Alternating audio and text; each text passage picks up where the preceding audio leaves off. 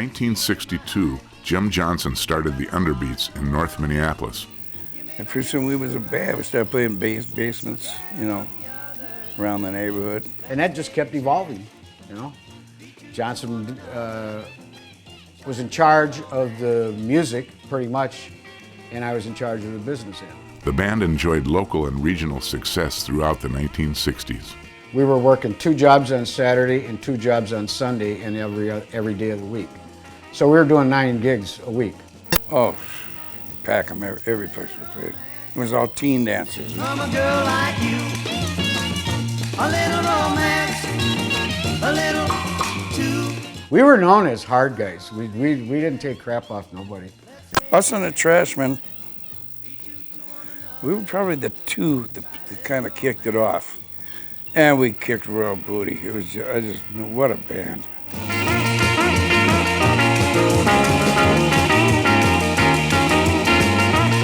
In 1966, Johnson received his draft notice and began looking for his temporary replacement in the Underbeats. So I got my draft card,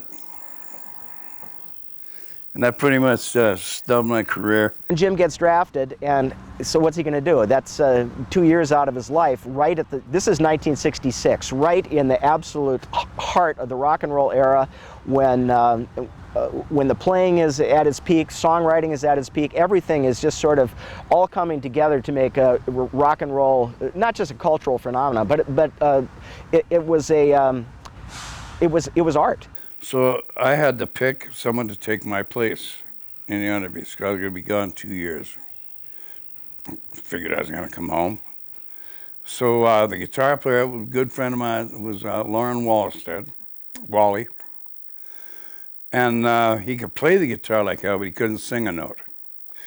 And I met Jim Walsh, keyboard player. I eventually played some dates with the Underbeats, and they were doing some recording, and I got to know those guys and went and played keyboards for them on some recordings, and that's how the whole thing kind of turned. You broke my heart and I. Jim reported for basic training, and upon arrival, took care of his top priority.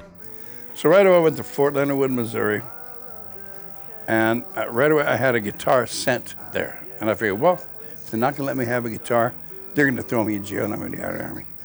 They let me have the guitar, and I even got a little amplifier, and after training and shit, I'd sit in the barracks and I'd play my guitar and have a group of guys around. We, kind of pretend we weren't in the Army. Private Johnson arrived in Vietnam, where he received orders to go to Saigon and was assigned to play guitar in Martha Ray's band. The band played locations beyond where the USO tours were allowed to go. And I'd sit up with Martha and we'd argue about verses and stanzas and choruses and stuff like that. I don't know what the hell a stanza is. What a woman. But we spent a lot of time, just sitting there and talking, and, just a wonderful woman. And when Ted happened, that was, 1968, they were sending us all back to our infantry units, all of us infantry guys.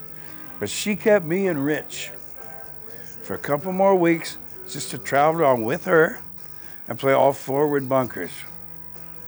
Forward areas where USO doesn't go. And Maggie was like that. She was a trooper, I'm telling you. Flew on all these little airplanes, all these helicopters, and Maggie was a trooper.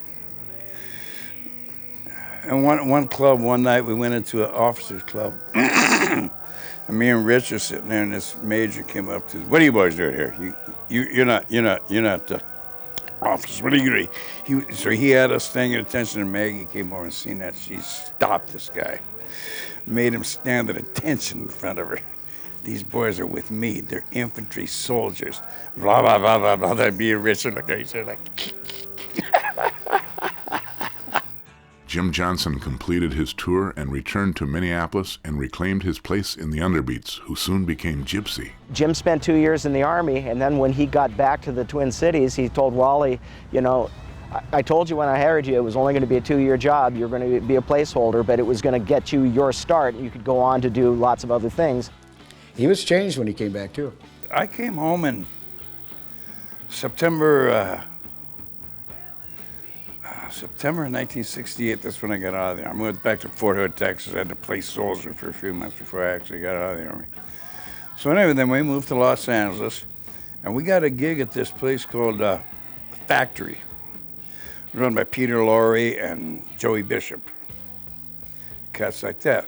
So we're up there playing this gig, and in walks Maggie in her uniform, okay? And at break, I walked, she was talking with Joey Bishop, and I just walked up there. She looks at me, she goes, Jimmy, it's a Maggie. But, and I've seen plenty of action. That's where I got my combat infantry badge. I'm very proud of that. Thank you, Jim Johnson, for your service to the United States and for your contribution to the music world.